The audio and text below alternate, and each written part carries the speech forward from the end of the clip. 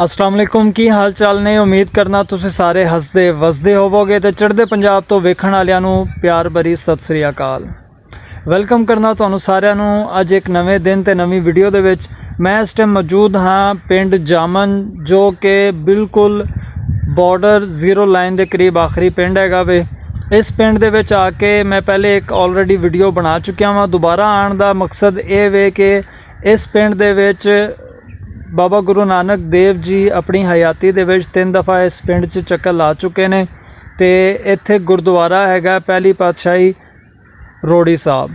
ते इस गुरुद्वारा साहब दी मैं पहले ऑलरेडी वीडियो बना चुकिया वां, डिस्क्रिप्शन च उनका लिंक दे दांगा, वो तुसी वेख लेना। तो दोबारा आने का मकसद ये वे कि एक गुरुद्वारा साहब जिहड़ा हैगा इस टाइम बिल्कुल गिर गया हैगा वे। मैनू किसी ने दसिया तो मैनू मैं क्या खुद आके वेखां नाल तुहानू भी विखावां। तो वाकई एक गुरुद्वारा साहब इस टाइम बिल्कुल गिर चुकिया हैगा वे। तो इस टाइम किस हालत दे विच हैगा वे रल के वेखदे हैगे।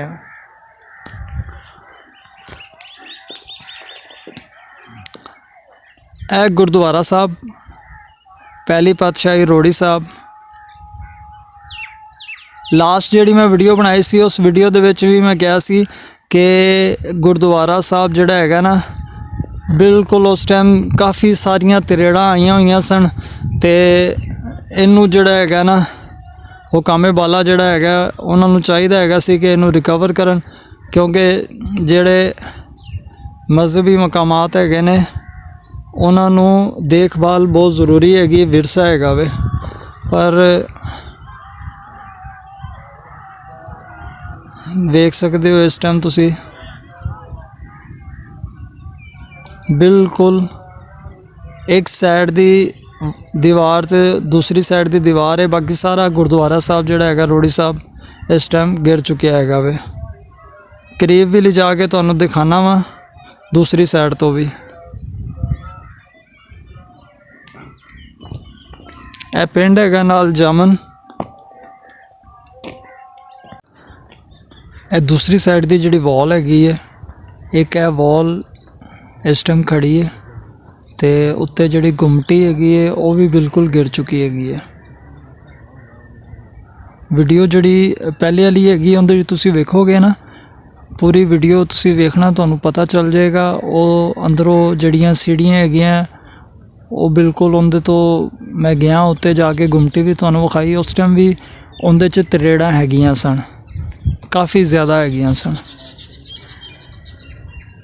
तो एक साइड ए वाली जिहड़ी हैगी है ए खड़ी हैगी है, बाकी जिहड़ा हैगा उस साइड दूसरी मैं तुहानूं इधरों दिखाना।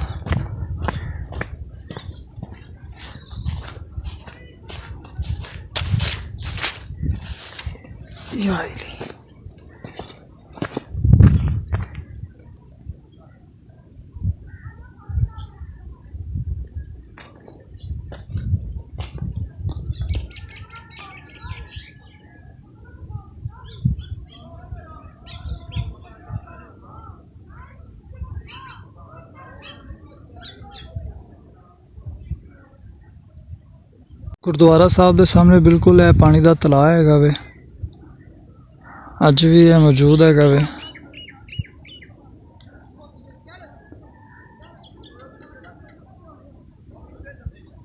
ते बिल्कुल सामने जीरो लाइन जिहड़े तुहानूं दरख्त नज़र आ रहे ने यह सारे जीरो लाइन हैगी है। आखिरी पिंड हैगा वे। ते दूसरी साइड तो क्लोज ले जाके जिहड़ा हैगा ना मैं तुहानूं दिखाना वा। ये बिल्कुल नज़दीक आ गया मैं।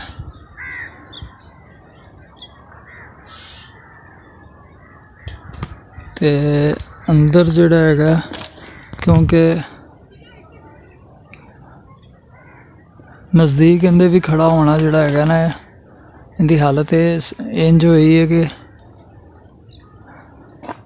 किसी टाइम भी बाकी गिर सकता हैगा वे।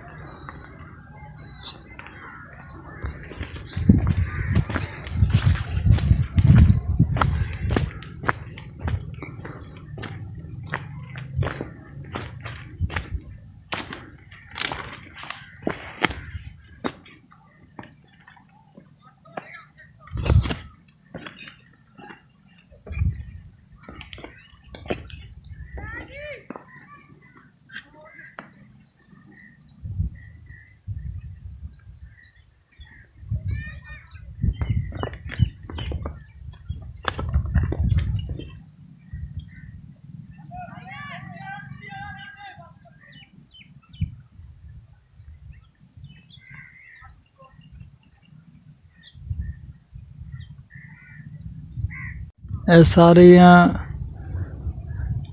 ਇੱਟਾਂ, ਇਹ ਸਾਰੀ ਬਿਲਡਿੰਗ ਹੁਣ ਮਲਬੇ ਦਾ ਢੇਰ ਬਣਿਆ ਹੋਇਆ ਹੈ।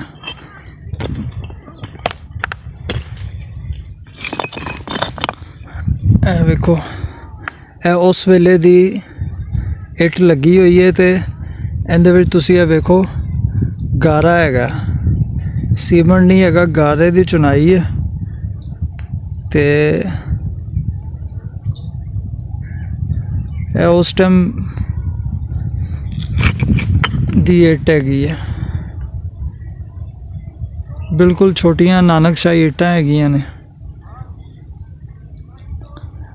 ਮੇਰਾ ਤੇ ਇਸ ਟਾਈਮ ਮਨ ਜਿਹੜਾ ਹੈਗਾ ਬਹੁਤ ਦੁਖੀ ਹੈਗਾ, ਕਿਉਂਕਿ ਇਹਨੂੰ ਮੈਂ ਆਲਰੇਡੀ ਕਵਰ ਕਰਕੇ ਗਿਆ ਸੀ। ਉਸ ਟਾਈਮ ਵੀ ਵੀਡੀਓ ਦੇ ਵਿੱਚ ਮੈਂ ਕਿਹਾ ਸੀ ਕਿ ਇਹਦੇ ਵੱਲ ਤਵੱਜੋ ਦਿਓ, ਅਗਰ ਤਵੱਜੋ ਨਾ ਦਿੱਤੀ ਗਈ ਤਾਂ ਇਹ ਬਿਲਕੁਲ ਗਿਰ ਜਾਏਗਾ।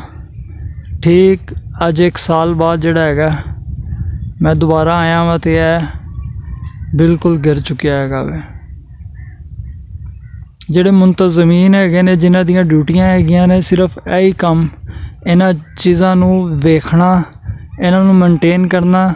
ਪਤਾ ਨਹੀਂ ਉਹਨਾਂ ਦੀ ਅੱਖਾਂ 'ਤੇ ਪੱਟੀ ਬੰਨੀ ਹੋਈ ਹੈ, ਉਹ ਨਹੀਂ ਵੇਖ ਸਕਦੇ, ਜਾਂ ਉਹਨਾਂ ਨੂੰ ਨਜ਼ਰ ਨਹੀਂ ਆ ਰਿਹਾ।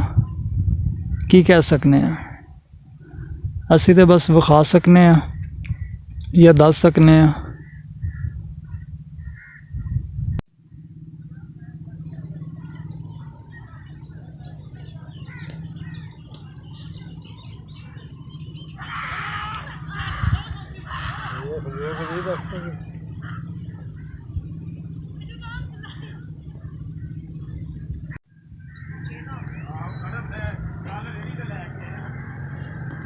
ਇਹ ਜਾਮਨ ਪਿੰਡ ਹੈਗਾ ਵੇ। ਇਸ ਪਿੰਡ ਦੇ ਵਿੱਚ ਬਾਬਾ ਗੁਰੂ ਨਾਨਕ ਦੇਵ ਜੀ ਆਪਣੀ ਹਯਾਤੀ ਦੇ ਵਿੱਚ 3 ਦਫਾ ਤਸ਼ਰੀਫ ਲੈ ਕੇ ਆਏ।